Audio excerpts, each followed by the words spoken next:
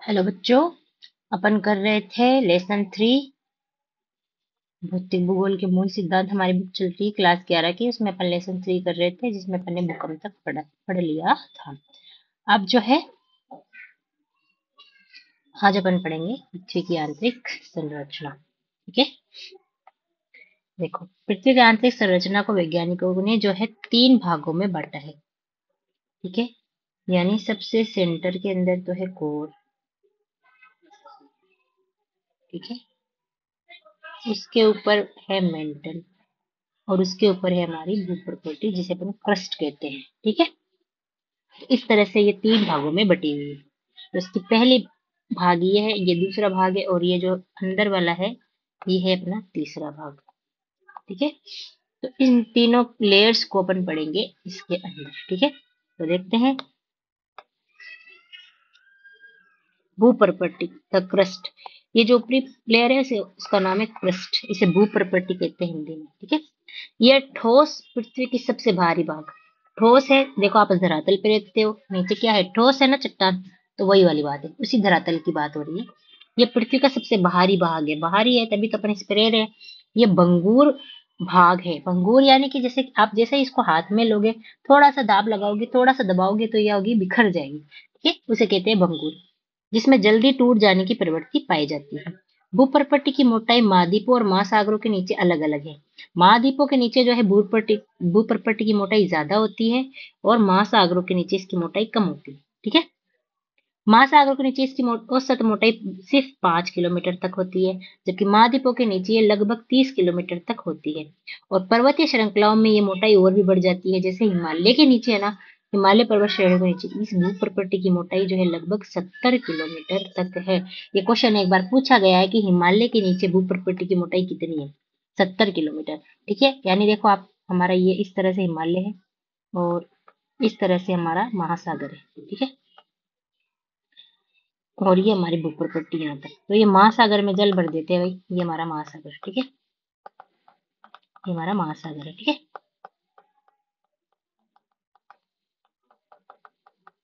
इस बीच वाली पट्टी को भी मान लेना।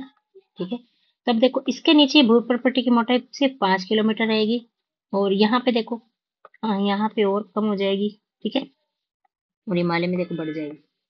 ठीक है, इस तरह से क्या है, ये 70 किलोमीटर तक है हिमालय में, और अन्य पर्वत श्रृंखलाओं में औसत रूप से ये 30 है, महाद्वीपों में और महासागरों में 5 किलोमीटर है। क्या देखो, इस तरह से क्या होगी, भूप्रकृति की जो मोटाई है महाद्वीपों और महासागरों में अलग अलग है। ठीक है, आगे चले, चलो आगे चलते हैं।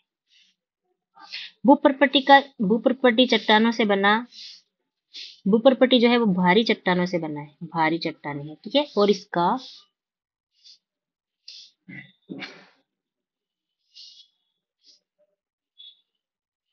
भूप्रकृति जो है भारी चट्टानों से बना है, और इसका घनत्व जो है 3 ग्राम प्रति घन सेंटीमीटर है। यानी इसका घनत्व कितना है, 3 ग्राम है प्रति घन सेंटीमीटर। क्यूब लगा देंगे तो घन हो जाएगा। ठीक है, महासागरों के नीचे भूप्रकृति की चट्टानें बेसाल्ट से बनी हुई है, और महासागरों के नीचे इनका घनत्व जो है 2.7 ग्राम प्रति घन सेंटीमीटर है। महासागरों के नीचे कितना है, इतना है। ठीक है, और महाद्वीपों के ऊपर इसका 3 है, महासागरों के नीचे इसका घनत्व 2.7 है। ठीक है, और एक बात और बता रहा है, ये देखो, एक मिनट से मैं बताती हूँ आपको।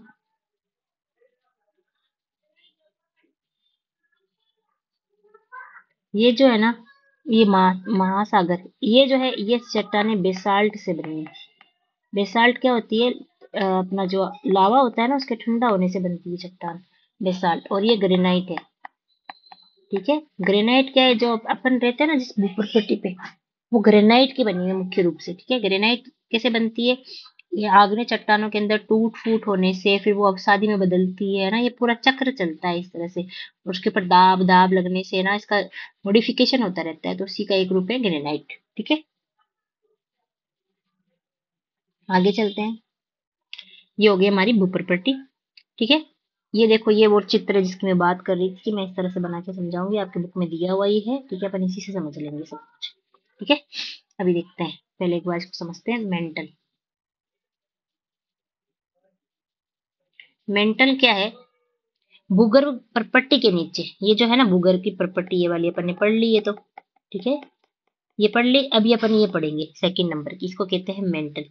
भूपट्टी, इस परपट्टी के नीचे का भाग क्या कहलाएगा? मेंटल। यह मोह असांतत्य से आरंभ होकर के 2900 किलोमीटर की गहराई तक। ये जो लाइन दिख रही है ना आपको, एक बार से मैं इसको थोड़ा सा अलग कलर से दिखा, तो ये जो लाइन जहां से क्रस्ट खत्म हो रहा है और मेंटल शुरू हो रहा है, इसका नाम क्या है?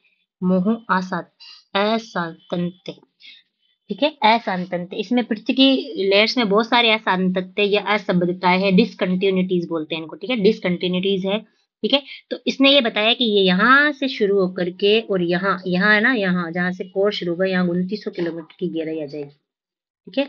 तो 2900 किलोमीटर की इस गहराई तक पाई जाती है, ठीक है। मेंटल का ऊपरी भाग दुर्बलता मंडल कहलाता है। इसका ये जो ऊपरी भाग है ना, ये ये कहलाता है दुर्बलता मंडल, ठीक है, यानी कि एथनोस्फेयर। एथनो का शब्द का अर्थ होता है दुर्बलता। इसका विस्तार 400 किलोमीटर तक, यानी एथनोस्फेयर जो है यहाँ मोह आसांतस्य से 400 किलोमीटर की गहराई तक पाया जाता है, उसके नीचे नहीं पाया जाएगा। ज्वालामुखी उद्गार के दौरान जो लावा धरातल पे पहुंचता है, उसका मुख्य स्रोत यही है। हम कहते हैं कि जो ज्वालामुखी फट के आ रहा है ना, बाहर लावा ला रहा है, वो यही इसी दुर्बलता मंडल से ऊपर आके फटता है, इस तरह से समझ के। इसी दुर्बलता मंडल में क्या है ना, चिपचिपा गाढ़ा लावा है, वही बाहर आता है। इसका घनत्व भूपर्पट्टी की चट्टानों से ज्यादा है। भूपर्पट्टी का महाद्वीपों पे कितना था? 3, महासागरों पे 2.7 देखा था अभी। इसमें देखो यानी अर्थात 3.4 ग्राम प्रति घन, तो इसका कितना हो गया? ज्यादा है तो 3.4 ग्राम प्रति घन सेंटीमीटर, ठीक है। भूपर्पट्टी एवं मेंटल का ऊपरी भाग मिलकर स्थल मंडल कहलाते हैं। और ये जो लिथोस्फेयर है ना, ये एथनोस्फेयर है ना, यानी ये जो दुर्बलता मंडल है, इसको और भूपर्पट्टी को मिला लो। इसको मैं दूसरे कलर से समझाती हूँ। यानी ये जो अपना यहाँ पे दुर्बलता मंडल था, ये 400 किलोमीटर का, ठीक है। तो इसको और क्रस्ट को, इसको ऊपर वाली लेयर को जब अपन मिलाएंगे, तो क्या कहलाएगा? ये कहलाएगा लिथोस्फेयर, स्थल मंडल कहलाएगा, ठीक है। ध्यान रखना, इन दोनों को मिलाकर के कहते हैं। इसकी मोटाई 10 से 200 किलोमीटर के बीच पाई जाती है, ठीक है। निचले मेंटल का विस्तार दुर्बलता मंडल के समाप्त हो जाने के बाद तक है। और जो निचले मेंटल है, ये जो बच गया, ये जो बच गया अपना, ये जो भाग बच गया कोर के ऊपर ऊपर, ठीक है, इसका विस्तार कहाँ है? निचले मेंटल का विस्तार दुर्बलता मंडल के समाप्त होने के बाद, हो जाने के बाद तक है। यानी तो यहाँ तो दुर्बलता मंडल समाप्त हो गया ये वाले में, और ये वाले में वापस आगे तक मेंटल है, यानी यहाँ से लेकर के यहाँ तक मेंटल है, ठीक है। ये ठोस अवस्था में। देखो दुर्बलता मंडल कैसा था? चिपचिपा गाढ़ा गाढ़ा सा था, ठीक है। यानी प्लास्टिक कैसी होती है? ठोस भी नहीं होती और एकदम तरल भी नहीं होती, तो इसे प्लास्टिक मंडल भी कहते हैं कई बार, ठीक है। तो इस तरह का है। और ये जो है बीच में इसके नीचे मेंटल, नीचे वाला जो मेंटल है वो कैसा है? गाढ़ा गाढ़ा है, सॉरी ठोस ठोस है, ठीक है। और ये गाढ़ा गाढ़ा है दुर्बलता मंडल, ठीक है। अब चलते हैं कोर पर।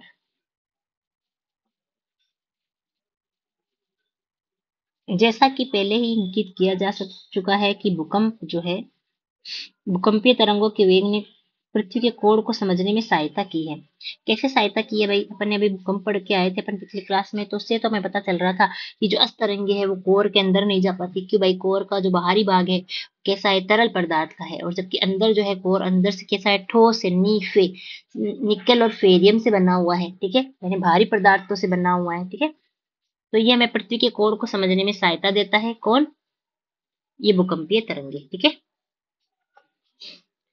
रोड और मेंटल की सीमा 2900 किलोमीटर, यानी जो मैंने भी चित्र बनाया था ना ये वाला, तो यहाँ 2900 किलोमीटर पे स्टार्ट होता है कोर, ठीक है। और अंत में ये जो सेंटर पॉइंट आएगा ना इसका, ये कितना है? 2900 से 6370, ठीक है, तक है कोर, इस तरह से।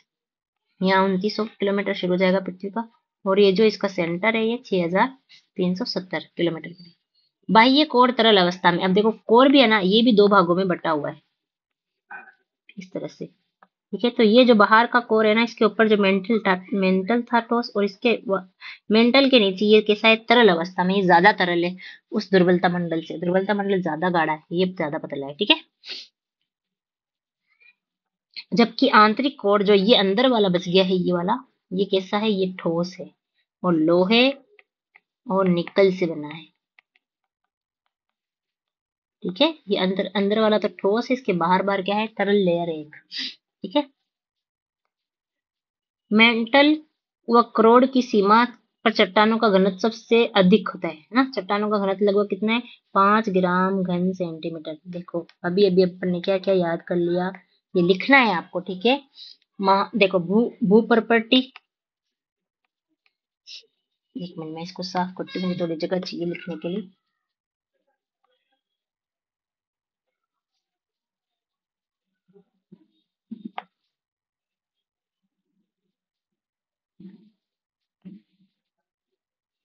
ठीक है, देखो ये लिखना है आपको ना। भू प्रॉपर्टी जिसे अपन कहते हैं क्रस्ट। ठीक है। क्रस्ट में महाद्वीपों का घनत्व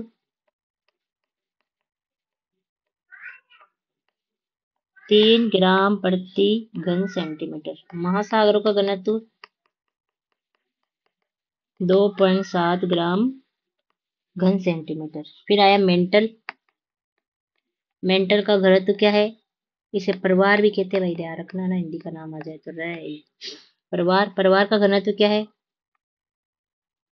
परिवार का घनत्व है 3.4 ग्राम घन सेंटीमीटर। अब आ जाता है कोर। अब जो ये लास्ट वाला है करोड़, ये कोर भी कहते हैं, कोर के लो, करोड़ के लो। इसका घनत्व कितना है, 5 ग्राम प्रति घन सेंटीमीटर। ठीक है। और ये बाहरी वाले की बात हो रही है, यानी कि ये अपन ने अभी बनाया था।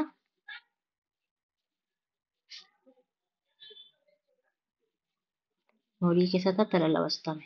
ये इसकी बात हो रही है, ये 5 जो है ये इसका घनत्व है। अब अंदर वाले का कितना है, 11 या 13 भी मानते हैं कहीं कहीं। ठीक है। अब लिखेंगे कोर, ये दूसरा वाला आंतरिक कोर। लिख लेना, मैं इसको यहाँ से वापस मिटाऊंगी, आप लोग लिख लेना। आंतरिक करोड़ का कितना है, लगभग 13। ठीक है। पहले जो हमारी आरबीएससी की बुक आती थी ना, उसमें 11 लिखा हुआ रहता था। और अभी जो ये आई है ना एनसीईआरटी में, 13 माना गया। ठीक है, तो इसको 13 याद रखना है आपको। 13 ग्राम प्रति घन सेंटीमीटर माना गया है इसका, इसका अंदर वाले का। ठीक है। इस अंदर वाले का सबसे ज्यादा है। तो आप क्या देख रहे हो, ऊपर से नीचे आ रहे हो, महाद्वीप महासागर नीचे आते जा रहे हो, तो वैसे वैसे घनत्व बढ़ता जा रहा है। ठीक है। घनत्व बढ़ता जा रहा है, दाब बढ़ता जा रहा है, तापमान भी बढ़ता जा रहा है। ठीक है। इससे ये पता चलता है कि खोड़ भारी पदार्थ जैसे निकल और लोहे से बना है, इसलिए इस परत को निफ्फे कहते हैं। निफ्फे क्यों, देखो अन्य से निकल, अफ ई से फेरम। ठीक है। तो इसे निफ्फे परत के नाम से भी जाना जाता है। ठीक है। अब ये लिखने के बाद में आपको एक चित्र बनाना है, ये ऐसा। अभी मैं चित्र आपको यहीं बना के देती हूँ, एक बार से मैं सबको हटा रही हूँ। आपको एक डायग्राम बनाना है, वो बनाओ आप, क्योंकि वो डायग्राम जरूरी है। उसी से क्या है ना, आपको पृथ्वी की आंतरिक संरचना समझ में रहेगी।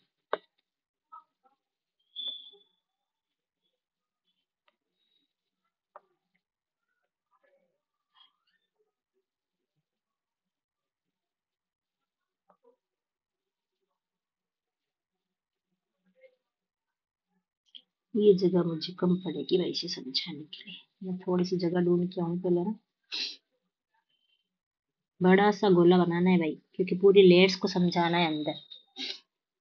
और फिर आपको एक मैं ना थोड़ा कलरफुल फोटो भी दिखाऊंगी, उससे आपको ज्यादा याद हो जाएगा।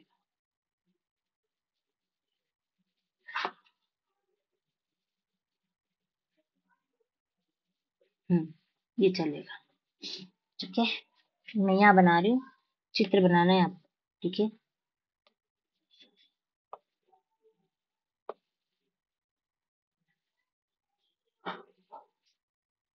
ठीक है। ये बड़ा सा गोला बनाया अपन ने।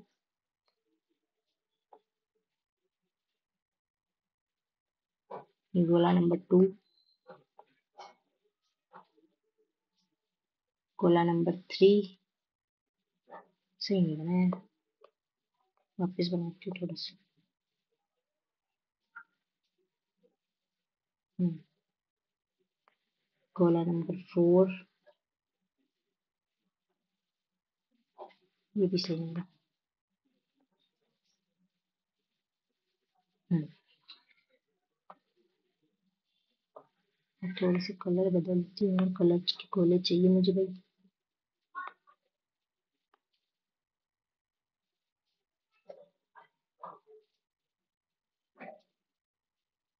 ठीक है।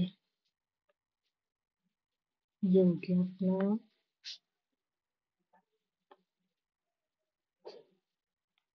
हम्म,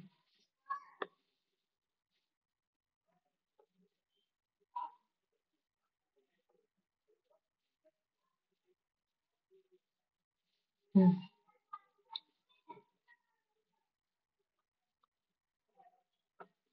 एक और ले लेते हैं बस लास्ट। थोड़ा सा अलग कलर का लेना है मुझे ताकि आपको समझ में रहे। ये कलर सही है।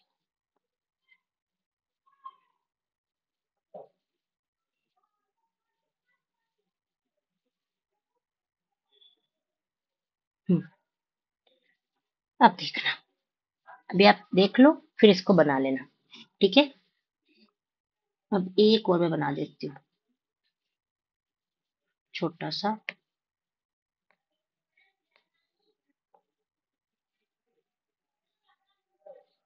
गलत बन गया।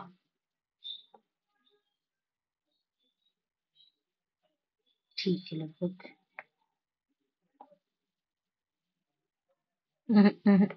ओवल नहीं बनाना भाई हमें, सर्किल में चाहिए थोड़ा सा।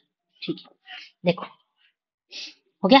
अब अपन चलते हैं, कौन सा कलर ले भाई, मैं येलो ले रही हूँ क्योंकि येलो कहीं पे भी नहीं लिया मैंने, ठीक है अभी समझाने के। ये जो है ये हो गई हमारी क्रस्ट, ये हो गया हमारा मेंटल। इसका नाम भाई हिंदी में, इंग्लिश में इसकी स्पेलिंग थोड़ी सी गलत लग रही है मुझे। देखते हैं इसकी स्पेलिंग क्या है।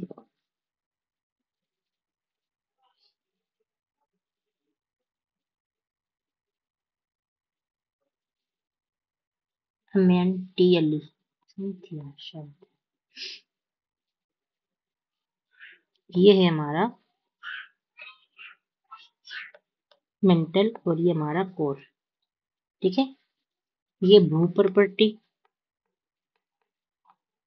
ये परिवार, ये करोड़, ठीक है, इनका नाम है, ठीक है। अब ये जो क्रस्ट है ना, ये क्रस्ट ये भी क्या है, दो भागों में बटी हुई है। एक मिनट, ये क्रस्ट भी जो है दो भागों में बटी हुई है, यानी कि ये क्रस्ट और इसके नीचे वाली दूसरी क्रस्ट, ठीक है। तो इसको मैंने इस तरह से, ये अपन ने यहाँ लिखा ऊपरी क्रस्ट और ये निचली क्रस्ट,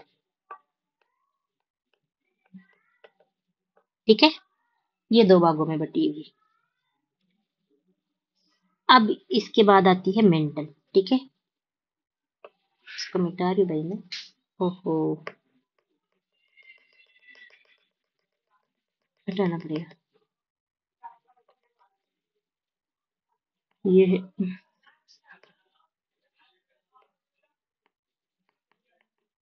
क्रोड। तो ये है ना, ये हो गई ऊपरी क्रस्ट और ये निचली क्रस्ट, ठीक है, इस तरह से।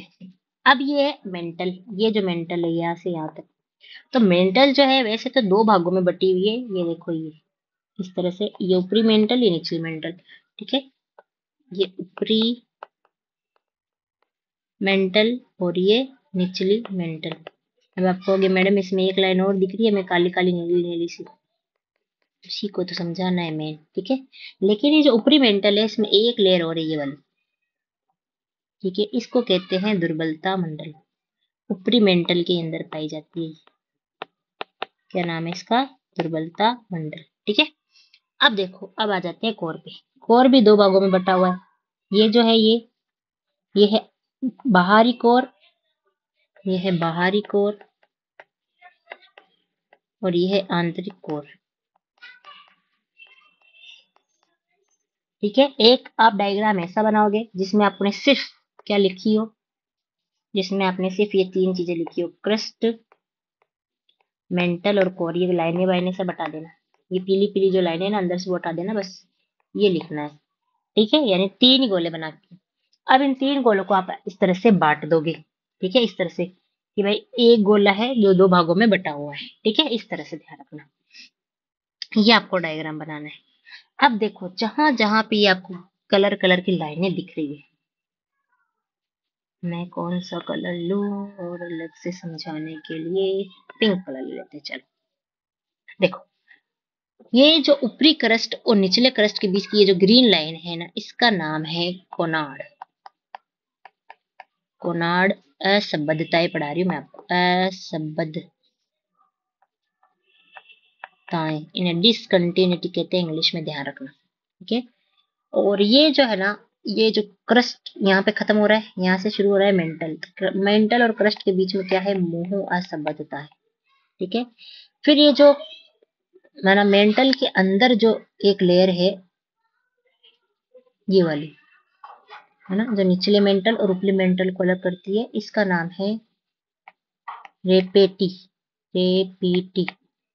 ठीक है, फिर ये जो यहाँ से यहाँ तक मेंटल था, अब ये यहाँ से शुरू हो गया कोर, तो कोर और मेंटल को अलग करने वाली है गुटेनबर्ग। ठीक है, और भी दो भागों में है, तो ये यहाँ से जो दूसरा आउटर कोर शुरू होता है, इसका नाम है, ये जो लेयर है आंतरिक कोर वाली, इसका नाम है लेमान। ठीक है, तो इस तरह से इन डिसकंटिन्यूटीज को, असंबद्धताएं, ऐसी ऐसी लाइनें हमारी लेयर पृथ्वी के अंदर, ऐसी लेयर्स जो क्या करती है, एक परत को दूसरी परत से अलग करती है, इनको बोलते हैं असंबद्धताएं। लिख लो आप ये लाइन, मैं बोलती हूँ। असंबद्धताएं लिख के, ये असांतत्य जो वर्ड आया था, असांतत्य ये वर्ड, और ये असंबद्धताएं ये लिख लो, और इंग्लिश में लिख लेना डिसकंटिन्यूटी, डिसकंटिन्यूटी। ठीक है, इस तरह से लिख करके और इसकी लाइन आगे लगाओ। पृथ्वी की आंतरिक संरचना में पाई जाने वाली परतों के बीच, पृथ्वी की आंतरिक संरचना में पाई जाने वाली परतों के बीच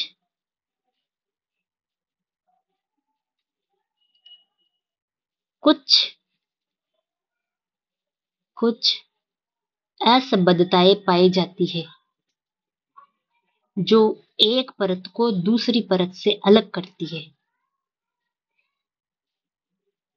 एक परत को दूसरी परत से अलग करती है।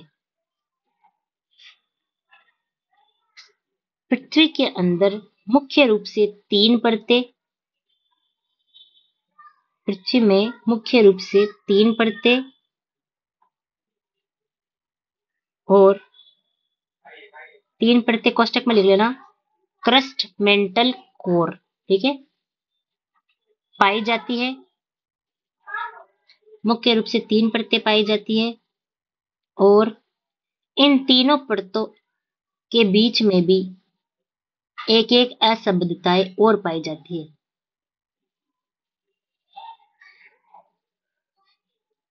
और इन तीनों परतों के बीच में भी एक एक असंबद्धताएं और पाई जाती है, अर्थात प्रत्येक परत दो दो भागों में बटी हुई है, अर्थात प्रत्येक परत दो दो भागों में बटी हुई है, प्रत्येक परत दो दो भागों में बटी हुई है।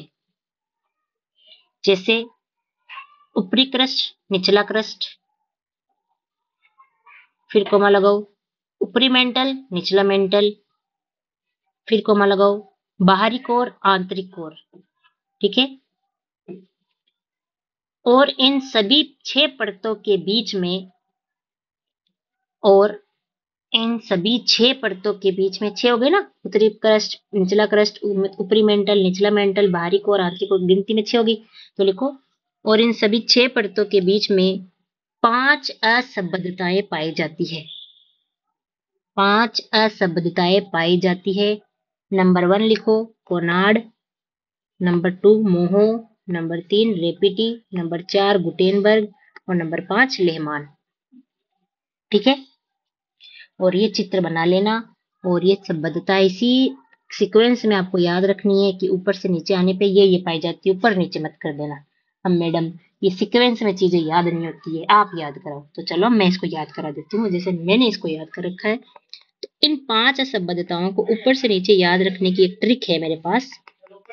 ट्रिक है मो कोमोरे गुले, कोमोरो गुले, कोनाड, मोहो, रेपिटी, गुटेनबर्ग, ले यानी लेमान। ये है शॉर्ट ट्रिक कोमोरोबुली, याद रखो। आंतरिक संरचनाएं, असंबद्धताएं, कोमोरोबुली। एक ट्रिक और है जिससे मैंने याद किया है, वो है काना मोहे। काना मोहे, एक मिनट से, काना मोहे रंग लगा। देखो भाई, कान्हा जी को गोपियां उनके पीछे पड़ी रहती थी, ठीक है। तो गोपियां होली आती थी तो कान्हा से रंग लगवानी जाती थी, तो ऐसे याद रखना है, कान्हा मोहे रंग लगा। तो कान्हा से कोनाड, मोहे से मोहो, रंग में र जो है रेपिटी और ग जो है गुटेनबर्ग और लगा से लेमान, ठीक है। कान्हा मोहे रंग लगा, ठीक है। इस तरह से इनको याद करना है, ठीक है। हो गया ये पृथ्वी की आंतरिक संरचनाएं। चले आगे। और अगर आप ये चित्र वित्र बना रहे हो तो एक बार से वीडियो स्टॉप करके आप बना लेना। अब मैं इसको यहाँ से हटा रही हूँ क्योंकि लेसन 4 है, अपन जो अगली क्लास में इसको पढ़ेंगे। आगे चलते हैं, ओके। आप ना थोड़ी सी स्पीड बढ़ाकर भी आप मेरी क्लास देख सकते हो, जैसे 1.25 पे। ज्यादा स्पीड मत बनाना क्योंकि आप समझ रहे हो अभी चीजों को।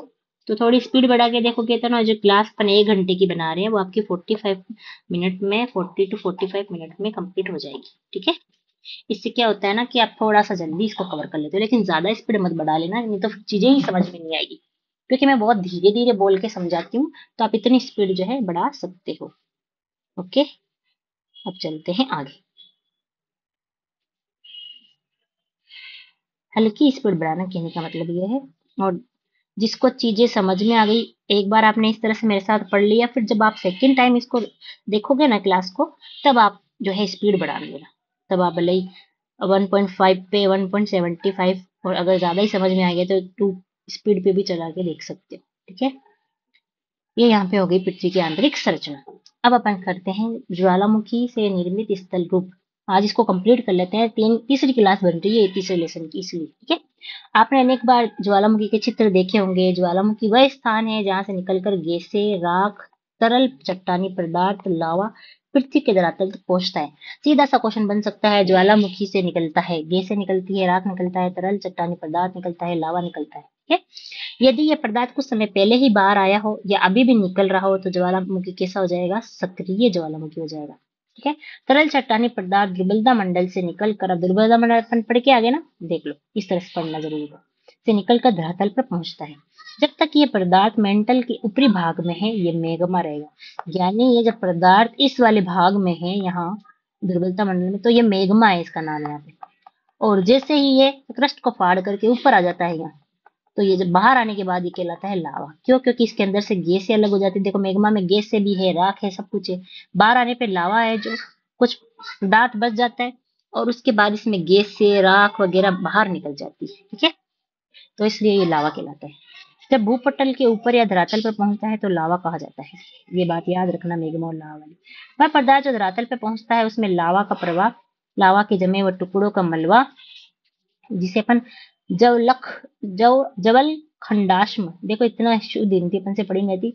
पायरोक्लास्टिक डेब्रीज याद रख लेना, नहीं तो मलबा याद रख लेना, ठीक है। लावा के जमे हुए टुकड़ों का मलबा। ज्वालामुखी बम, छोटे छोटे ना पत्थर के जोर जोर से उछलते हैं तो उन्हें ज्वालामुखी बम कहते हैं। राख, धूल कण और गैसें जैसे नाइट्रोजन यौगिक, ठीक है, सल्फर यौगिक। गैसों में क्या क्या निकलता है? नाइट्रोजन के यौगिक, सल्फर के यौगिक, कुछ मात्रा में क्लोरीन, हाइड्रोजन और आर्गन भी होते हैं इसमें। ज्वालामुखी उद्गार की प्रवृत्ति धरातल पर विकसित आकर्षण के आधार पर ज्वालामुखी को वर्गीकृत किया जाता है। यानी किस प्रकार से ज्वालामुखी का उद्गार हो रहा है, इसके हिसाब से जो है ज्वालामुखी को कुछ भागों में बांटा गया है, जिसमें अपन कुछ प्रकार भी अपन पढ़ते हैं ज्वालामुखी के। यानी अपन पढ़ रहे हैं ज्वालामुखी के प्रकार, ठीक है। देखो, सबसे पहला है शील्ड ज्वालामुखी। मैं इसको बनाकर समझा देती हूँ ताकि आपको समझ में आए। ये बहुत बड़े भाग पर इस तरह से इसका मुंह है, ये इस तरह से एक भाग है। अब इसमें से क्या ना, लावा निकल निकल के यहाँ पे फैल रहा है। मुख जरूर है, देखो इसमें, ठीक है, एक मुख से निकल रहा है, चारों तरफ उधर भी फैल रहा है और इधर भी फैलेगा, ठीक है। चारों तरफ इसमें से लावा निकल, बहुत धीरे धीरे। कैसे निकल रहा है लावा?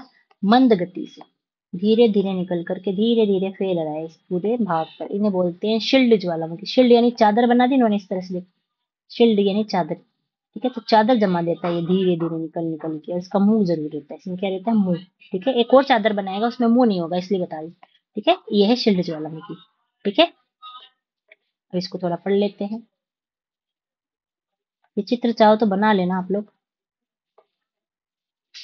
बेसाल्ट प्रवाह को छोड़ करके पृथ्वी पर पाए जाने वाले सभी ज्वालामुखियों में, देखो बेसाल्ट प्रवाह मैंने कहा था ना, एक और बनाएगा चादर, वो उसकी बात हो रही है, बाद में आगे पढ़ाऊंगी आपको। ठीक है, शिल्ड, इसको हटा, अगर इसको हटा दे तो बाकी सारे ज्वालामुखी में शिल्ड ज्वालामुखी सबसे बड़े होते हैं। ठीक है, मैंने बताया ना पूरे के पूरे एक लैंड पर ये फैलाते रहते हैं। ठीक है, इसका एग्जाम्पल सबसे अच्छा है हवाई द्वीप। ठीक है, हवाई द्वीप के ज्वालामुखी सबसे अच्छे उदाहरण है। ठीक है, अब हवाई द्वीप मैं आपको दिखा देती हूँ। भाई मेरे साथ ये थोड़ी सी दिक्कत रहेगी आप लोगों को कि मैं बिना मैप के नहीं पढ़ा पाऊंगी। ठीक है, कि मुझे बताना है हवाई द्वीप मैं आपको पढ़ा रही हूँ, तो मुझे बताना है कि हवाई द्वीप कहाँ है। और ऐसे पढ़ने से क्या ना आपको याद रहती है चीजें। ठीक है, आपने हवाई द्वीप रट लिया, भाई कोई होगी जगह, कोई होगी नहीं, वो अपन देख लेते हैं एक बार से। और यहाँ एक ये चित्र भी आपको दिखाना था, देखो जो मैंने पृथ्वी की लेयर दिखाई थी आपको, ये देखो इनर कोर, यहाँ से शुरू करेंगे। ये देखो अपने ओशन की, एक मिनट इसे पहले करना पड़ेगा भाई। ये देखो, ये ओशियन और कॉन्टिनेंटल क्रस्ट है। कितना घनत्व था ओशियन के का, कॉन्टिनेंटल का 3 लिथोस्फीयर, जिसे अपन क्या कह रहे थे, ये इससे और इससे मिलकर बनती है। ठीक है, लिथोस्फीयर, एथनोस्फीयर दुर्बलता मंडल। ठीक है, ये दुर्बलता मंडल है। ठीक है, और ये अपर मेंटल, ये लोअर मेंटल। कितना था मेंटल का 3, है ना। आउटर कोर का कितना था, ये मेंटल का 3.4 था, सॉरी। आउटर मेंटल का कितना था 5, और इसका कितना था 13। घनत्व तो बता रही हूँ ये। ठीक है, तो इस तरह से ये हमारी पृथ्वी पे देखो लेयर्स कैसे जमा है। अब इसको अंदर डाल दो, इस तरह से हमारी पृथ्वी पेक है। समझ गए।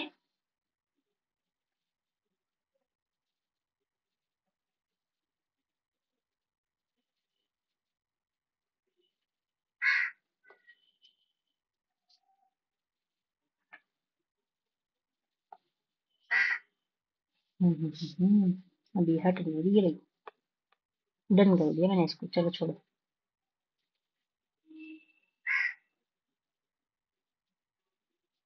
और ये देखो एक एग्जांपल ये भी है इसका। ये तो हमारी क्रस्ट है महाद्वीप की।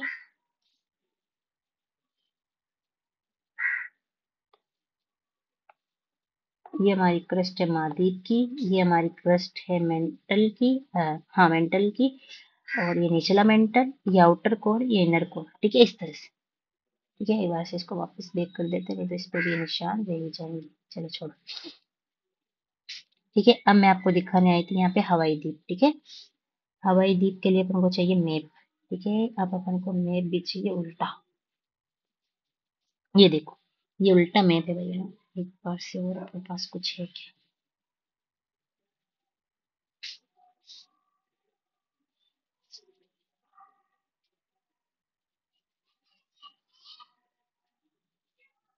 इसमें दिखाती हूँ। ठीक है, देखो ये हमारा जो यहाँ से उत्तरी अमेरिका, ये हमारा यहाँ से उत्तरी अमेरिका शुरू हो जाता है। ये हमारा यहाँ से उत्तरी अमेरिका या हाँ दक्षिण अमेरिका, ये वाला भाग है, ये पैसिफिक ओशन है, प्रशांत महासागर। ठीक है, और इधर से ये जो जापान द्वीप समूह है, कुरैल द्वीप समूह, ये अपना फिलीपींस, न्यू गिनी, पापुआ गिनी, न्यूजीलैंड, ये वाला इधर प्रशांत, यानी पीछे ये जो है ना पूरा, ये प्रशांत महासागर है। ठीक है, एक बार मेरे को एक बार से उल्टा लेना है भाई, इसको उल्टा मैप मिल जाए यार।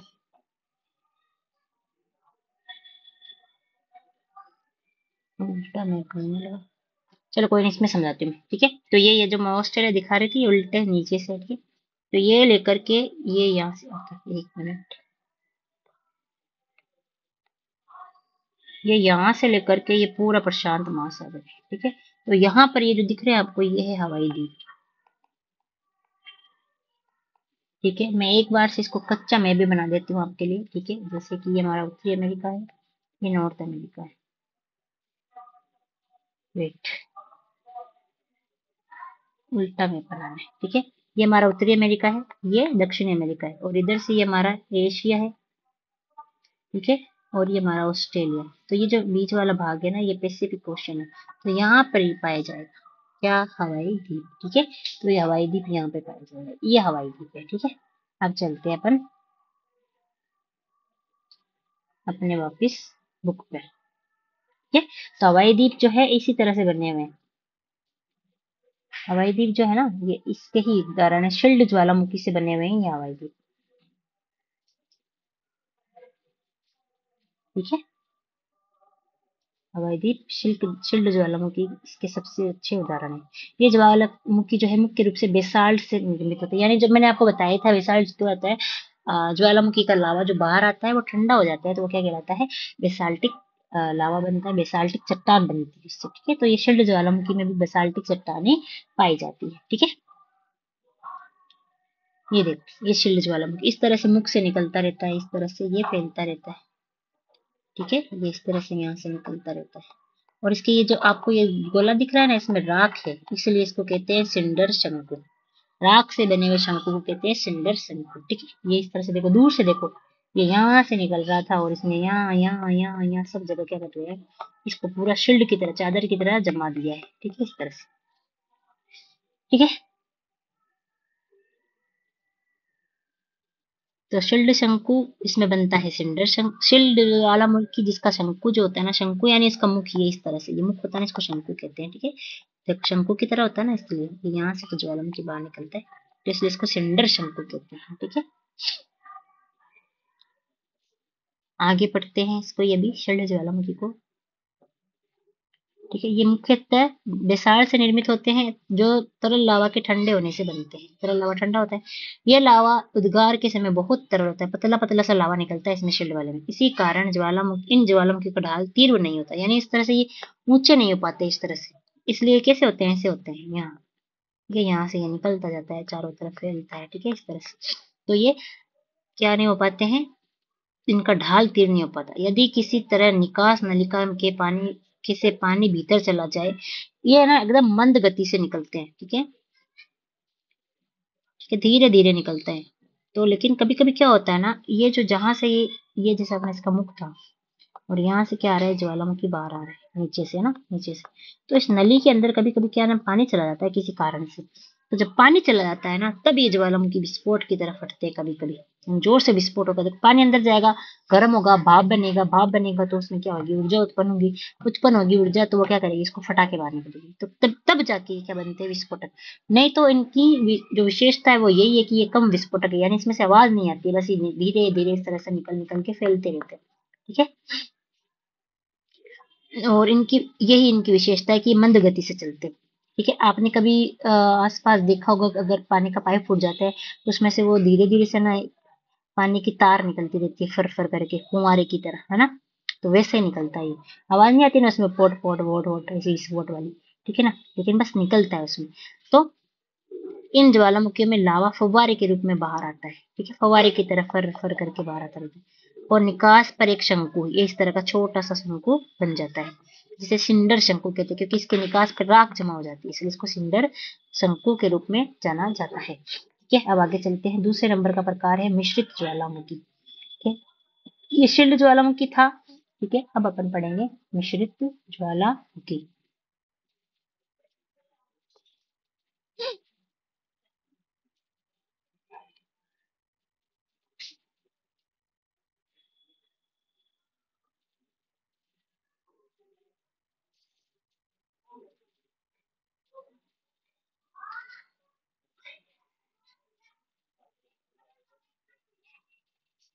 यह है मिश्रित ज्वालामुखी। ठीक है, देखते हैं कंपोजिट वोल्केनोज। इन ज्वालामुखियों में बेसाल्ट की अपेक्षा अधिक ठंडा और शान गाढ़ा जो लावा है, चिपचिपा, वो बाहर आता है। देखो, ठंडा का मतलब ये नहीं है कि भाई ठंडा ठंडा लावा, ठंडा ठंडा लावा बाहर नहीं आएगा, आएगा तो गर्म। लेकिन इसमें जो आ रहा था ना वो ज्यादा गर्म था, और ये थोड़ा कम गर्म है। ठीक है, और इसमें जो आ रहा था वो तरल था, एकदम बहुत पतला, और ये जो है तरल था बहुत पतला, और ये जो है गाढ़ा और चिपचिपा सा है। प्राय ये ज्वालामुखी भीषण विस्फोटक होते हैं। अपन ने इसमें क्या पढ़ा था, ये विस्फोट नहीं करते, बस आराम से फुहारे की तरह थोड़ा थोड़ा थोड़ा थोड़ा निकल के बाहर आता है, लेकिन ये विस्फोट करके आते हैं इस तरह से, जोर जोर से, दूर दूर तक ये उछलता है। ठीक है, इनसे लावा के साथ भारी मात्रा में उछलता है तो क्या निकलते हैं, पायरोक्लास्टिक निकलते हैं, यानी छोटे छोटे से बड़े बड़े छोटे मोटे पत्थर निकलते हैं। पदार्थ और राख धरातल पर पहुंचती है। ये पदार्थ निकास नली के आसपास की परतों के रूप में जमा हो जाते हैं, जिसके कारण जमाव मिश्रित ज्वालामुखी की, यानी जो ये देखो, ये यहाँ से देखो कितना ऊंचा है, वो इतना सा था, ये देखो कितना ऊंचा है, तो ये इसमें से निकलेंगे ना, ये इस प्रकार यहाँ राख भी जमा हो गई, इस प्रकार ये जो पत्थर निकले थे उछल उछल के वो भी जमा हो गए। ठीक है, तो बहुत सारी चीजें जमा हो जाती है, इसलिए इसको मिश्रित ज्वालामुखी कहते हैं। ठीक है, आया समझ में। ये विस्फोटक होते हैं। लावा कैसा निकलता है, इसमें गाढ़ा और चिपचिपा निकलता है, और इसमें ना सिंडर शंकु बनता था, यानी राख का शंकु बनता था। और इसके अंदर क्या बन रहा है, इसके अंदर जो है, इसके जो जमाव है, इसके आसपास राख तो होती ही है, साथ में कुछ पायरोक्लास्ट वगैरह जैसे पदार्थ भी क्या होते हैं, जम जाते हैं, इसलिए इसको क्या कहते हैं, मिश्रित ज्वालामुखी कहते हैं। ठीक है, अब आता है ज्वालामुखी कुंड, काल्डेरा। ठीक है, इसे क्या कहते हैं, काल्डेरा। ये पृथ्वी पर पाए जाने वाले सबसे अधिक विस्फोटक ज्वालामुखी है। आमतौर पर इतने विस्फोटक होते हैं कि जब इनमें विस्फोट होता है तो ये ऊंचा ढांचा बनाने की बजाय खुद नीचे धंस जाते हैं, और धसे हुए विध्वंसग्रस्त लावा गिरने से जो गड्ढा बन जाता है, सही को ही ज्वालामुखी कुंड कहते हैं। देखो, ये इतना बड़ा ज्वालामुखी था, यहाँ से लावा बाहर निकल रहा था। ठीक है, इसमें जोर से विस्फोट हुआ तो ये क्या हुआ, यहाँ से यहाँ टूट करके यहाँ हो गया, यानी इतना सा हो गया। ठीक है, और जब ये इतना सा हुआ तो ये देखो क्या बन गया, खड्डा बन गया। खड्डा बनने, ये जब ज्वालामुखी निकलना बंद हो जाता है तो ये जम जाता है यहाँ से मुख से, फिर क्या है ना, इसमें पानी भर जाता है। तो ये जो खड्डा बना है ना, इसको ही बोलते हैं कालडेरा। और कई बार इसमें जब पानी भर जाता है तो इसे बोलते हैं ज्वालामुखी कुंड झील। समझ के, झील बन जाती है। फिर जब कभी वापिस इस वोल्केनो को यहाँ से फटना होता है तो ये जोर से विस्फोट करता है, क्योंकि यहाँ मुंह पे डांट लग गई ना, यहाँ पे जम गया ये, तो ये जोर से फटता है और बहुत जोर से उछलता है, और उछल के ये फिर से और नीचे बैठेगा, यहाँ से ऊपर तो होगा नहीं, बल्कि ये यहाँ से टूट जाएगा विस्फोट से, फिर ये इतना बचेगा। समझ गए, इस तरह से, इस तरह का ज्वालामुखी होता है।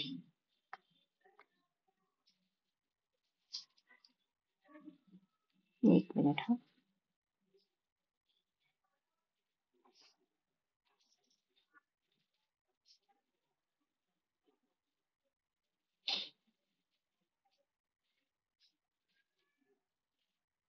तो अपन ने 3 प्रकार के ज्वालामुखी पढ़े हैं, शिल्ड ज्वालामुखी, मिश्रित ज्वालामुखी, और अपना कालडेरा। ठीक है, और सबसे विस्फोटक कौन से, कालडेरा है। भाई क्या है तेरे भाई, क्यों टाइम वेस्ट करवा रहा है।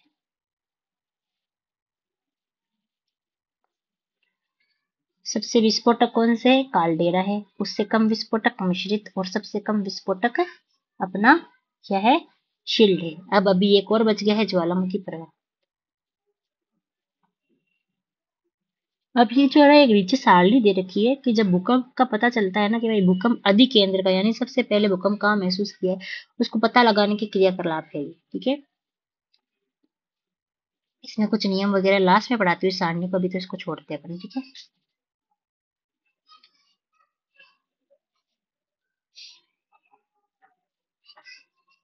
ये 2 प्रकार के ज्वालामुखी और बच्चे हैं, इनको देख लेते हैं। ठीक है, चलो, तो ये क्या कहलाते हैं, कालडेरा कहलाते हैं। ठीक है,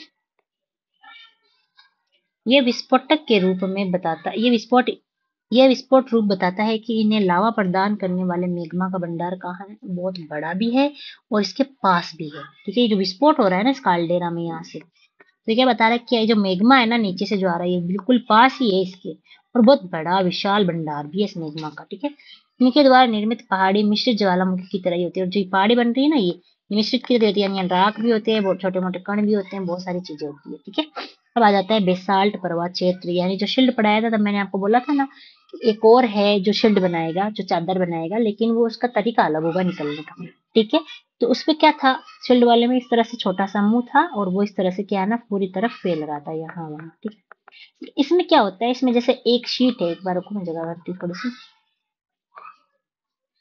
एक शीट है कोई, जैसे कि ये एक जमीन है, यहाँ पे ज्वालामुखी निकलेगा, तो ये यहाँ पे क्या होगी, एक दरार पड़ गई। दरार पड़ने के बाद इस दरार से चारों तरफ क्या फैलता रहता है, लावा निकल निकल के फैलता रहता है। समझ के, इसके अंदर जो ये दरार आ जाती है ना,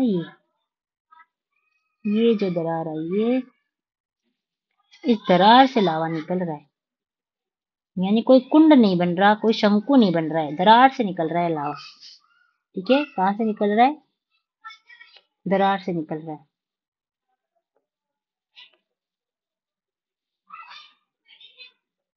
कहाँ से निकल रहा है? दरार से निकल रहा है लावा, इस तरह से। ठीक है, इस तरह से दरार से लगा निकल करके फिर है, और देखो ये पूरी चद्दर के रूप में यहाँ जमा हो गया है, हो गया ना। तो ये भी चद्दर के रूप में जमा होता है। अब उसमें इसमें क्या फर्क है? इसमें जो तरल लावा निकल रहा था, इसमें भी तरल ही निकलता है नॉर्मली, लेकिन क्या हो रहा था, उसमें शंकु बन रहा था इस तरह का, एक तो दूसरा इसमें कभी कभी विस्फोट हो जाता है पानी भर जाए तो, लेकिन नॉर्मली ये धीरे धीरे ही निकलता था। ठीक है, समझ के। और एक और इसकी विशेषता थी कि वो विश्व में सबसे बड़े, लेकिन इससे भी बड़े ये होते हैं। उसमें लिखा हुआ था कि अगर बेसाल्ट प्रवाह को छोड़ दे तो ये विश्व में सबसे बड़े होंगे। ये भी बहुत बड़े बड़े ज्वालामुखी, यानी बहुत दूर तक है। देखो पूरी की पूरी एक पट्टी को कवर कर रखा है, पूरी की पूरी एक क्षेत्र को कवर कर रखा है। ठीक है, इस तरह से आया समझ में। चलो आगे चलते हैं।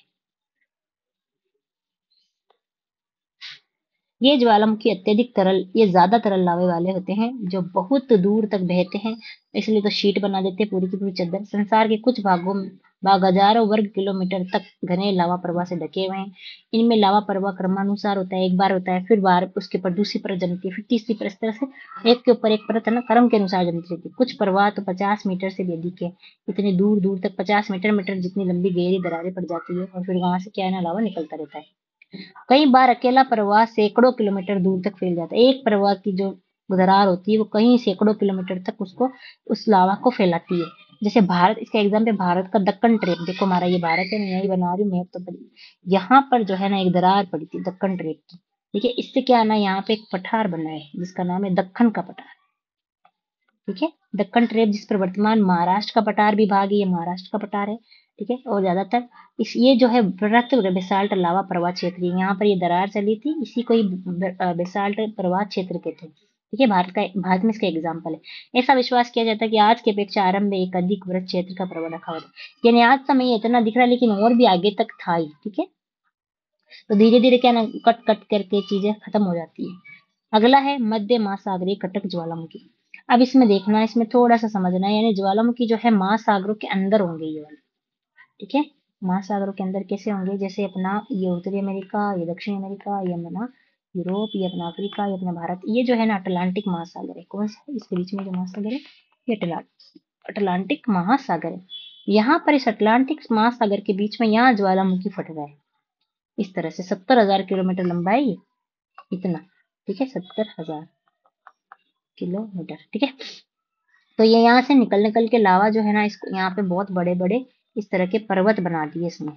अंदर है पानी के, कुछ कुछ जो है ऊपर दिख रहे अपन को, तो वो द्वीप कहलाते हैं। बाकी सब अंदर पानी के नीचे ढके हुए, उसको क्या कहेंगे? मध्य महासागरीय कटक, यानी महासागर के अंदर जो पर्वत होते हैं ना, उनको बोलते हैं कटक। तो ज्वालामुखी से बने हुए होते हैं जिनको बोलते हैं कटक। ठीक है, इन ज्वालामुखी का उद्गार महासागरों में है। मध्य महासागरीय कटक एक श्रृंखला है, कहाँ पर है? अटलांटिक में, इसीलिए मैंने अटलांटिक क्वेश्चन में बताया, अटलांटिक महासागर में। और दूसरे महासागर में भी है, प्रशांत हिंद, यहाँ पर भी है, यहाँ से एंडपोल्ट कटक है, या चिगो सुमात्रा कटक है, इस तरह से। और इधर अपने प्रशांत महासागर में भी है। ठीक है, लेकिन मुख्य रूप से फेमस यही है, कौन सी वाली? ये मध्य अटलांटिक महासागर वाली, ये वाली फेमस है। ठीक है, और ये एस आकार में इस तरह से, समझ गए? जो कितनी है? लगभग 70,000 किलोमीटर लंबी है, मैंने बता दिया, से भी लंबी है। जो महासागरीय बेसिनों में, महासागर का ये जो मैदान है ना, ये पूरा इस मैदान की बात हो रही है, बेसिनों में फैली हुई है। इस कटक के मध्यवर्ती भाग में लगातार उद्गार होता है, ये वाले भाग में क्या होता है? लगातार उद्गार हो रहा है ये वाले भाग में। ठीक है, और अगले अध्याय में अपन इसको पढ़ेंगे, जहाँ महासागर वाला पोर्शन आ जाएगा ना, वहां अपन इसको और अच्छे से पढ़ेंगे। ठीक है, तो ये हो गए अपने क्या? ज्वालामुखी के प्रकार। ठीक है, अब देखो, ज्वालामुखी जब निकलता है ना, तो अपन ने ऊपर तो देख लिया भाई क्या क्या बन रहा है, कैसे कैसे शंकु बन रहे हैं, क्या बेसाल्टिक प्रवाह से शीट्स बन रही है। ठीक है, इस तरह से अपन ये सब चीजें तो देख ली। लेकिन जब ज्वालामुखी निकलता है ना, ज्वालामुखी जब निकलता है तो वो नीचे से जब ऊपर तक आता है तो बीच में क्रस्ट का भाग रहता है। क्रस्ट अभी पढ़ा क्या? में एक लेयर होती है ऊपर ऊपर। ठीक है, लगभग 100 से 200 किलोमीटर लंबी होती है अंदर। तो वो जो क्रस्ट का भाग है ना, उस क्रस्ट के भाग में भी क्या होती है, ये जो लावा है आते आते जमता रहता है। ठीक है, देखो इसमें देखना, ये तो वाला जो भाग है, ये वाला जो भाग है, ये ऊपर वाला अपन को दिखता है, ऐसा तो अपन को दिखता है। ठीक है। लेकिन ये हमारी जमीन के नीचे का भाग है, ये अपन को नहीं दिखता, लेकिन अंदर कुछ शिलाकृतियां बनती है। जैसे अगर लावा ऊपर से आ रहा था और यहाँ इस तरह से जम गया, ठीक है, इस तरह से कैसा क्षैतिज रूप में, तो ये क्या कहलाएगा, सिल कहलाएगा। अगर ये इस तरह से खड़ा जम गया, यानी दीवार की तरह जम गया, तो इसको कहेंगे डायक, डाइक, ठीक है। और अगर ये इस तरह से जम गया, इस तरह से देखो उल्टी प्लेट की तरह, कैसा जम गया, उल्टी प्लेट की तरह देखो, ठीक है, तो इसे कहेंगे लेकोलिथ, लेकोलिथ। और अगर ये सीधी प्लेट की तरह जम गया इस, है ना, तो इसे बोलेंगे लेपोलिथ, लेपोलिथ, ठीक है। ये देखो ये उल्टी प्लेट की तरह है, उल्टी कटोरी या प्लेट की तरह, तो लेकोलिथ, ठीक है। ये कई बार ऊपर तक आ जाते हैं, तो यहाँ से जमीन जैसे अपर्दित होगी, हटेगी, तो ये अपन को दिखने लग जाएगी, ठीक है। और कई बार क्या होता है, ये जैसे यहाँ पे, ये जैसे हमारा, मैं एक बना के दिखा रही हूँ, इसमें बनाया हुआ नहीं है, लेकिन बना के दिखा, तो ये लेपोलिथ आप समझ लेना, इस तरह की जो आकृति होती है, ठीक है, सीधी प्लेट जैसी, उसे लेपोलिथ कहते हैं। एक बार मैं वापस थोड़ा दूसरा बनाती हूँ यहाँ पे। कई बार क्या होता है कि जो ये ज्वालामुखी है ना, यहाँ जैसे ये तो लावा क्षेत्र है, यहाँ से तो लावा आ रहा है, ये दुर्बलता मंडल है, ठीक है। यहाँ से ये यहाँ आया और यहाँ पे एक बहुत बड़ा इस तरह से, है ना, इस तरह से गुंबद नुमा आकृति में, है ना, इस तरह से बहुत बड़ा क्षेत्र नीचे ही, ऊपर नहीं, नीचे ही जम गया, तो इसको बोलते हैं बेथोलिथ। क्या बोलते हैं, बेथोलिथ। इसकी विशेषता क्या है, तो ये नीचे ही जमेगा ना, गहराई में, यानी यहाँ से गहराई में जमेगा, ठीक है। और ये बड़ा होगा, गुंबद नुमा आकृति में होगा। कैसे आकृति होगी, गुंबद नुमा आकृति में होगा, ठीक है, समझ गए। और एक क्या होता है, ये हो गया अपना बेथोलिथ, लिख लेना इनके नाम, अभी मैं आपको लिखा दूंगी लास्ट में, ठीक है। और एक क्या होता है, एक होता है जैसे इस तरह से ये यहाँ से लावा है, इस तरह से ये इस तरह से जम जाएगा, लहर नुमा आकृति में, इसको कहते हैं फेकोलिथ, ठीक है। तो ये ज्वालामुखी बाहर आने से पहले जम रहा है, ये उसकी बातें हो रही है, यानी आंतरिक संरचनाएं हैं ज्वालामुखी की। ये तो अपन को बाहर दिख रही है, ठीक है, जो अपन ने पढ़ ली, सिंदर, शंकु वगैरह वगैरह। ये जो है अंदर की संरचनाएं हैं, समझ गए। अरे अब आगे एक बार से समझते हैं, बेथोलिथ, फेकोलिथ, लेपोलिथ, ठीक है, क्या है ये। सबसे पहले अपन पढ़ेंगे बेथोलिथ, ठीक है। फिर देखते हैं कि ज्वालामुखी की आंतरिक स्थलाकृतियां, देखो ज्वालामुखी स्थलाकृतियां पढ़ेंगे अपन। ज्वालामुखी स्थलाकृति अंतर्वेदी, यानी आंतरिक, जो अंदर बनती है ना, वो आकृतियां। ज्वालामुखी उद्गार से जो लावा निकलता है, उसके ठंडा होने पर आग्नेय शिले बनती है। देखो आग से, आग जैसा ही होता है लावा, तो आग के ठंडा होने से बनती है आग्नेय शिला, ठीक है। लावा का यह जमाव या तो धरातल पर पहुंचकर, या धरातल तक पहुंचने से पहले ही, या तो धरातल पे पहुंचकर ठंडा होता है, या धरातल पे पहुंचने से पहले ही भूपटल के नीचे शेल की परतों में, चट्टानों की परतों में ही क्या होता है, जमाव हो जाता है। लावा के ठंडे होने के स्थान के आधार पर आग्नेय शैलों का वर्गीकरण किया जाता है। एक पहला है ज्वालामुखी शैलें, ठीक है, जो धरातल पे पहुंच के ठंडा होती है। दूसरी है पातालीय शैलें, जो धरातल के नीचे ठंडा होकर जमती है, ठीक है। तो इस तरह से दो प्रकार की शैलें हैं, जो ऊपर जमा होती है, वो अपन ने देख ली, जो शंकु वंकु बन रहे थे, ठीक है। और ये जो है ठंडा होकर के, अब आगे देखते हैं अपन।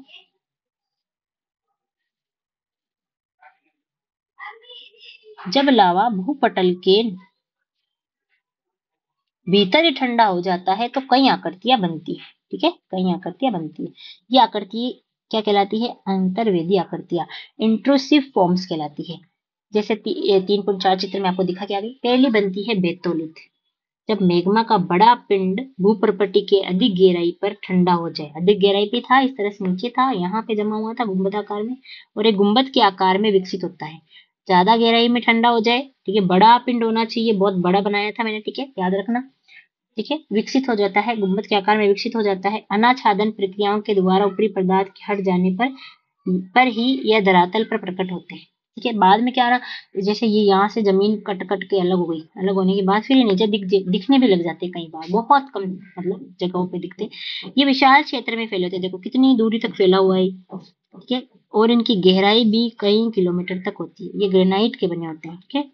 देखो बना तो आग्नेय से है, तो ग्रेनाइट, देखो मूल रूप से तो सारी चट्टानें क्या है ना, पृथ्वी पूरी लावा की थी, सूर्य से अलग हुई है ना, पूरी गर्म थी, तो इनके ऊपर क्या ना कुछ मॉडिफिकेशन होता है ना, उसके बाद ये चीजें चेंज हो जाती है, तो ये दबाव से क्या बन जाती है, ग्रेनाइट की चट्टान बन जाती है।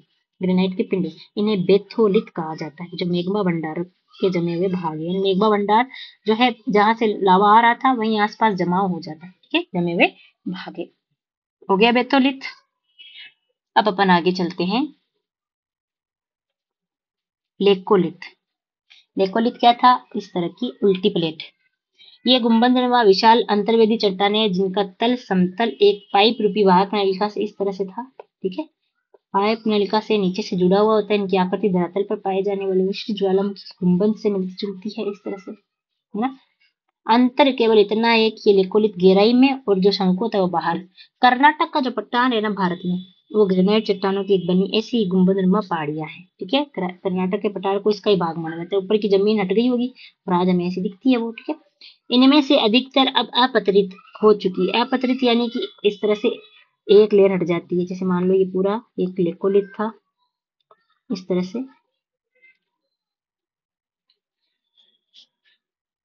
ये एक लेकोलिथ था, ठीक है।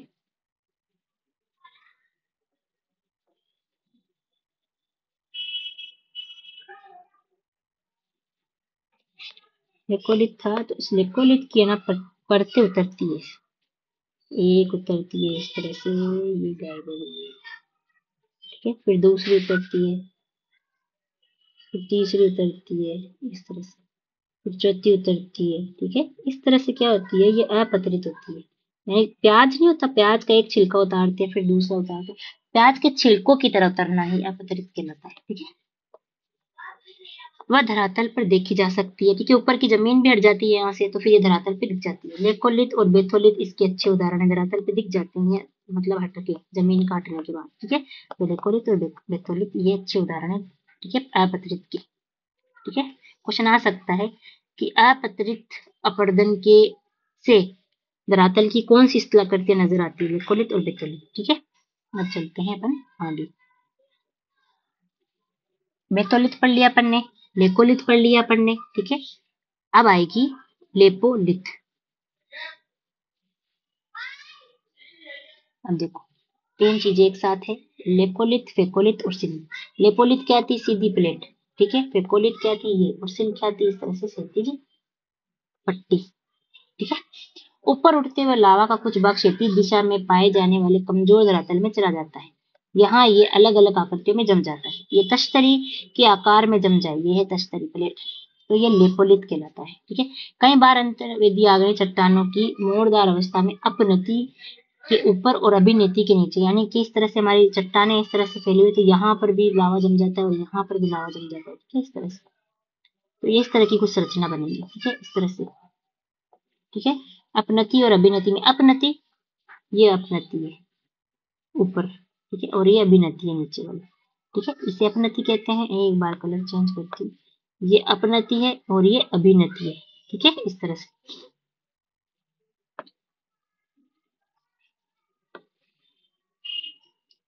ठीक है।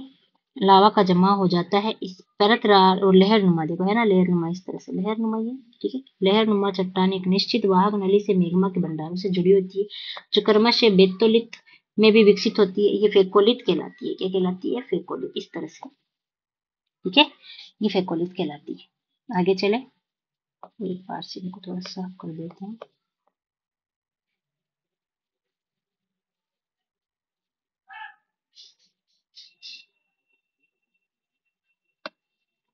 ठीक है, कलर चेंज कर लेते, कुछ ज्यादा ही पिंक पिंक हो गया है भाई, ठीक है। अपन ने क्या पढ़ा अभी तक? बेथोलिथ जो नीचे गहराई में जमता है, बहुत गुंबदाकार होता है, बहुत बड़ा भाग होता है, ठीक है। दूसरा अपन ने पढ़ा था क्या? अपना लेकोलिथ। लेकोलिथ, लेकोलिथ क्या था? उल्टी प्लेट जैसा था, उल्टी प्लेट जैसा था, और क्या था? वो भी बहुत बड़ा था। फिर उसके बाद अपन ने पढ़ा, फिर अपन ने पढ़ा फेकोलिथ, इस तरह से, ठीक है, एक बार से। फिर अपन ने इस तरह से पढ़ा, क्या पढ़ा? पढ़ा अपन ने ये फेकोलिथ, एक अपन ने पढ़ा बेथोलिथ, एक अपन ने पढ़ा लेकोलिथ, एक अपन ने पढ़ा लेपोलिथ, और एक अपन ने पढ़ा फेकोलिथ। अब देखो, अब कह रहा है अंतर्वेदी आग्नेय चट्टानों का क्षैतिज तल में एक चादर के रूप में ठंडा होना, एक चादर के रूप में, इस तरह से, ये क्या कहलाएगा? सिल या शीट कहलाएगा। इस तरह से जमा होगा तो शिल या शीट। अगर पतली लेयर है आगे देखो क्या लिखा हुआ है इसमें, अगर ये लेयर पतली है, जमाव की मोटाई के आधार पर अलग किया जा सकता है, यानी शीट कौन सी, शीट कौन सी, कम मोटाई वाली शीट है, ये पतली है तो शीट है, और घने मोटाई वाली सील है। ठीक है, इस तरह से ये शीट। समझ के अब आ जाते हैं डाइक पे। ठीक है, यार कलर चेंज करती हूँ थोड़ा सा, ज्यादा बोरिंग कलर।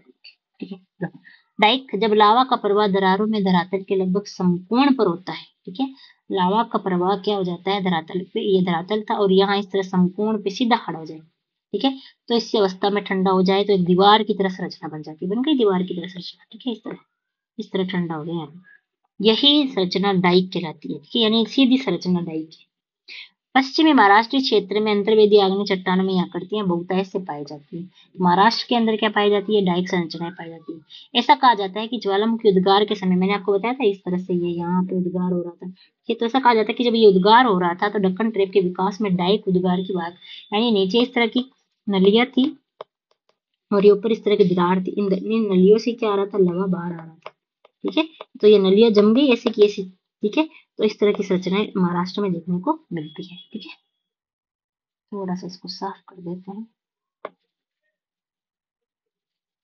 ठीक है, तो अपन ने क्या क्या देखा, अपन ने देखा क्या देखा, कलर चेंज करके बताओ रे यार। ठीक है, अपन ने देखी बेथोलित संरचना, बेथोलित संरचना, अपन ने देखी लेकोलित संरचना, लेकोलित। ठीक है, बेथोलित बहुत बड़ा गुंबदाकार, लेकोलित इस तरह से याद रखना। फिर अपन ने देखी थी लेपोलिथ, लेपोलिथ, लेपोलिथ यानी सीधी प्लेट। फिर अपन ने देखी थी फेकोलिथ, फेकोलिथ क्या है, इस तरह से ना लहरनुमा। फिर अपन ने देखी सिल, सिल यानी सिलवट्टे जैसी सीधी सीधी। ठीक है, शीट पतली हो जाएगी। फिर अपन ने देखी डाइक, डाइक यानी दीवार इस तरह से। ठीक है, ये सारी संरचनाएं अपन ने देखी है। अब मैं सोच रही हूँ इसका एक चित्र बनवा दूं आप लोगों को, ताकि याद रहे, आपकी कॉपी में रहेगा, नोटबुक में, तो आपको याद रहेगा। ठीक है, इसका एक चित्र बनाओ भाई फटाफट से, फिर अपन इस लेसन को करते हैं कंप्लीट, क्योंकि हो चुका है ये कंप्लीट। ठीक है, चलो फिलहाल अपन चलते हैं आगे, इसका चित्र बना लेते हैं अपन इन आंतरिक संरचनाओं का। ठीक है, हाँ वही वही जगह मिलेगी अपन को, तो अध्याय 4 वाली देखना। अब मैं थोड़ा सा कलर अच्छा सा लेती हूँ भाई कोई, क्योंकि अपन को बहुत सारी संरचनाएं बनानी है ना।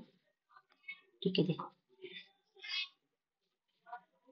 ये इस तरह से हमारा धरातल है अंदर, ये ऊपर वाला धरातल है हमारा ना, ये ऊपर का धरातल है जहाँ अपन को इस तरह से कुछ शंकु वंकु दरारे वरारे दिख रही है। ठीक है, और ये हमारे धरातल के नीचे का भाग है। अब भर देते हैं इसमें मेगमा, ये यहाँ पे है मेगमा, यही मेगमा बाहर फट करके आएगा अभी, ये इस धरातल को फाड़ेगा और क्या आएगा, बाहर आ जाएगा, ये बाहर आ जाएगा। ठीक है, इस तरह से ये मेगमा चेम्बर है, पूरा का पूरा मेगमा का भाग है ना, दुर्बलता मंडल से जुड़ा हुआ है। ठीक है, इसको पर लिख देते हैं भाई, इसका नाम क्या है, मेगमा बंडल, मेगमा चेम्बर। ठीक है, यहाँ से ही लावा बाहर आएगा, और ये इस तरह से लावा क्या होगा, बाहर आएगा एक नली के द्वारा। ठीक है, सही है यार, तुम लोगों को एक कॉपी में बनाना है इसलिए। ठीक है,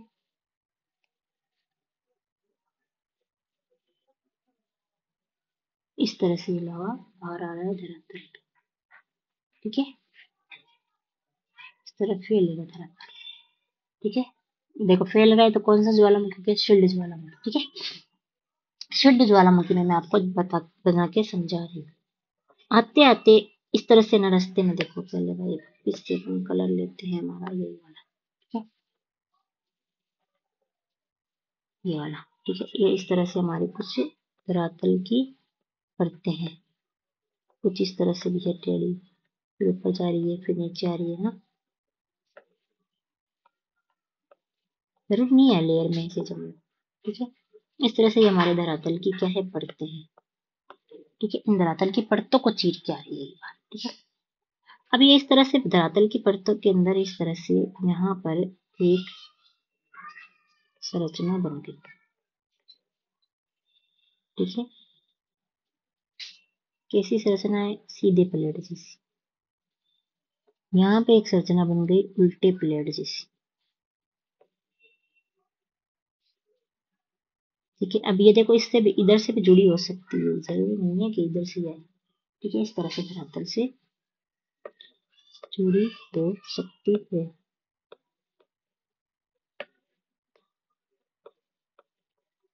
ठीक है, ये यहाँ पे एक इस तरह की उल्टी प्लेट जैसी आकृति बन गई, और ये जो है ना यहाँ से निकल करके इस तरह से यहाँ जम गया।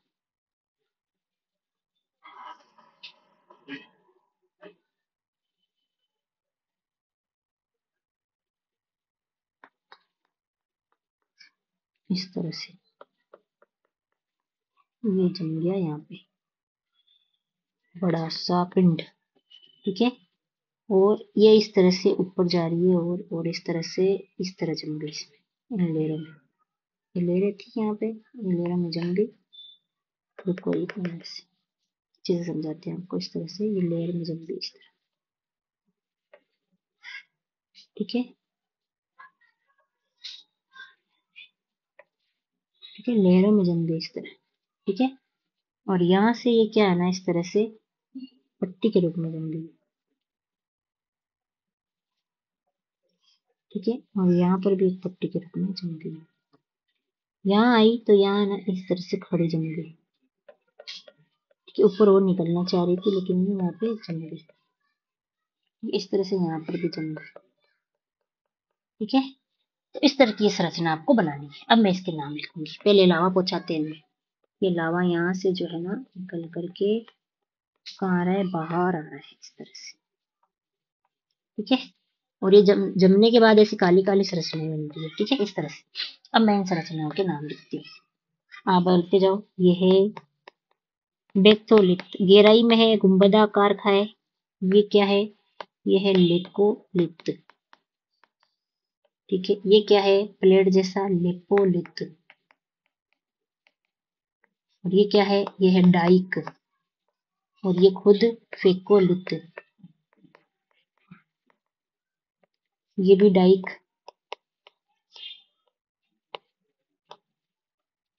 ये क्या है भाई, होने दे। ये क्या है, ये है शीट, ये सिल, और ये डाइक। ठीक है, इस तरह से ये अंदर की संरचना है। ये आपको चित्र बनाना है। ठीक है, बना लो, फिर मैं मिटाऊं। स्टॉप करो। ठीक है, और बना लो, मैं मिटा दूं इसको।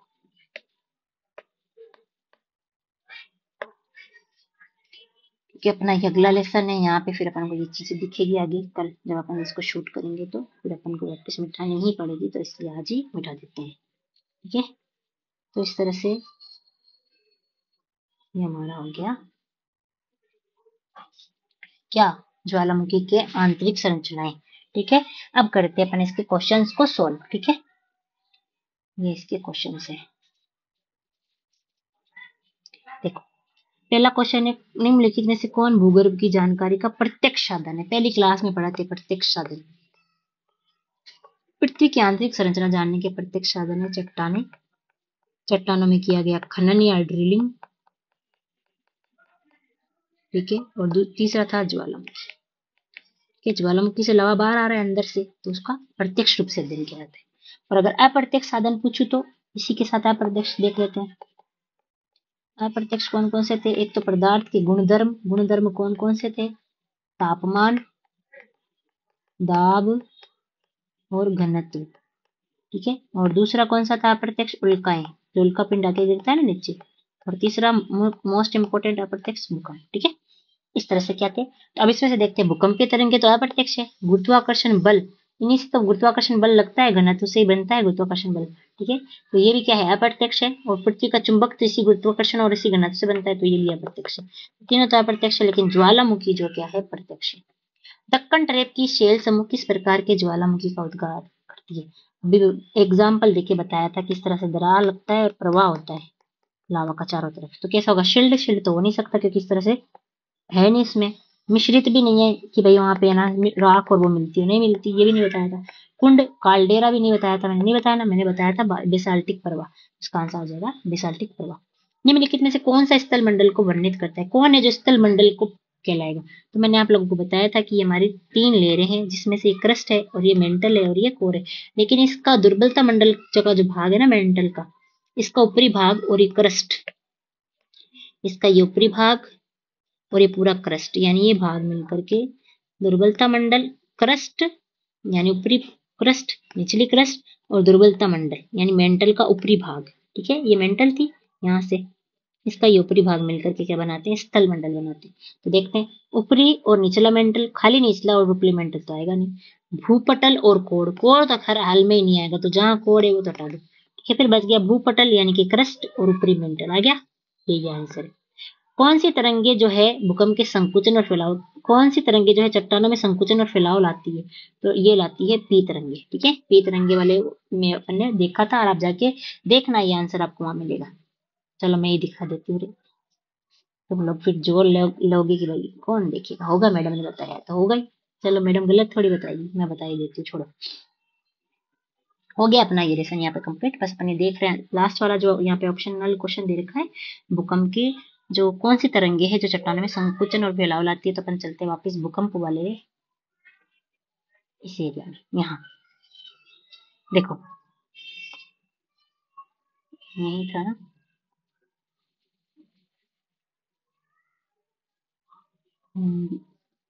यहाँ पे ये रहा, देखो। पी तरंगे के कंपन की दिशा तरंगों की दिशा के समानांतर होती है, यानी इस तरह से ये चलती है और इस तरह से कंपन लगाती है, तो यहाँ कंपन होता है। ठीक है, ये बताया था मैंने। संचरण गति की दिशा ही पदार्थ पर दबाव डालती है और दबाव के फलस्वरूप पदार्थ की गहराई पर भिन्नता आती है। शैलों में संकुचन और फैलाव की प्रक्रिया पैदा होती है। आ गया संकुचन और फैलाव। ठीक है, इस तरह से ये जो इस तरह से हिलती है ना, तो कहीं तो क्या होती है, एक तरफ पास आती है, कहीं से दूर चली जाती है, तो संकुचन फैलाव होता है पी तरंग से। ठीक है, ठीक है, तो ये आंसर हो गया उसका कंप्लीट। तो आज हमारा जो है तीसरा लेसन कंप्लीट होता है, हमने इसको कंप्लीट कर लिया है। कुछ चित्र भी बनाए अपने, जैसे पृथ्वी की आंतरिक संरचना के और ज्वालामुखी की आंतरिक संरचना के। ठीक है, और ये वाला चित्र एक बार मैं समझा देती हूँ। देखो इसमें दिया हुआ, ये तो हमारे जो है क्रस्ट है जिसके ऊपर अपन रहते हैं, ये वाली यहाँ से यहाँ तक। ये जो क्रस्ट है ना, ये है महाद्वीपीय क्रस्ट, और ये जो क्रस्ट है ये है महासागरीय क्रस्ट। ठीक है, इसके नीचे है दुर्बलता मंडल, ये है ऊपरी मेंटल, ये निचला मेंटल। ठीक है, ये अपना ऊपरी कोर या बाहरी कोर या आंतरिक कोर। ठीक है, और अपन ने मोह असबद्धताएं पल्ली काना मोहे रंगना लगा, तो इसमें ही मैं लिख देती हूँ असबद्धताएं। ये क्या है, ये है लेमान, ये क्या है गुटेनबर्ग, ये क्या है, ये है रेपिटी। ठीक है, और ये क्या है जो क्रस्ट और मेंटल को अलग करती है, मोहू। फिर ये क्या है, ये है कोनार्ड। इस तरह से इसके अंदर असबद्धताएं भी पाई जाती है। ठीक है, कुछ भी नहीं छोड़ रही हूँ मैं, जो चीजें इसमें नहीं दे रखी है ना और वहां से क्वेश्चन आता है वो भी मैं बता रही हूँ। आपको कोई चिंता नहीं करनी है कि मैडम खाली किताब पढ़ लेंगे तो क्या होगा, खाली किताब ही नहीं पढ़ रहे अपन, किताब के साथ जो चीजें जुड़ी हुई है वो भी मैं आपको पढ़ा रही हूँ। ठीक है, तो चिंता करनी नहीं है, इसीलिए मैंने कहा था कि ये जो बैच है, ये जो क्लास जो आपको पढ़ाई जा रही है, ये गारंटी है कि भाई इसके बाहर तो कुछ नहीं जाएगा। ठीक है, गारंटी के साथ पढ़ाया जा रहा है आपको। ठीक है, तो आज के लिए इतना ही।